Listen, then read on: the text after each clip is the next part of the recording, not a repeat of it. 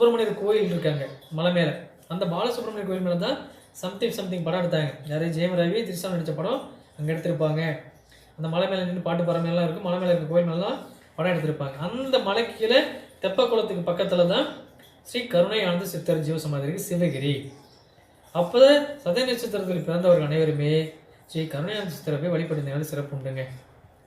அந்த சிவகிரி ஊரே செழிப்பாக இருக்கிற காரணமே அவர் தான். அவர் பார்த்தீங்கன்னா பல ஆண்டுகள் ஜீவசமாதி உள்ளே இருந்து திரும்பி அந்த ஜமீனுடைய கனவுல வந்து நான் அந்த ஊர் குளக்கரையில் அந்த ஊரணி பக்கத்தில் நான் இருக்கேன், என்னை வெளில கொண்டு வந்து என்னை பூஜை பண்ணி வழிபட ஆரம்பிங்க, உங்களுக்கு நான் நல்லது பரிபூர்ண ஆசைகள் வழங்குவேன்னு சொன்னதுக்கு அப்புறம் தான் பஞ்சத்தில் இருந்தப்ப இவர் இந்த வார்த்தை சொல்லியிருக்காரு. அவரை வெளியில் கொண்டு வந்து பூஜை பண்ண ஆரம்பிச்சிருக்காங்க. சிவகிரி ஜமீன் இப்போ எப்பயுமே அது அவ்வளோ நீங்கள் பார்த்துட்டு சம்திங் சம்பந்தம் படம் பார்த்தீங்களா தெரியும், சுற்றிலுமே பசுமையான வயல்வெளிகள் இருக்கும்.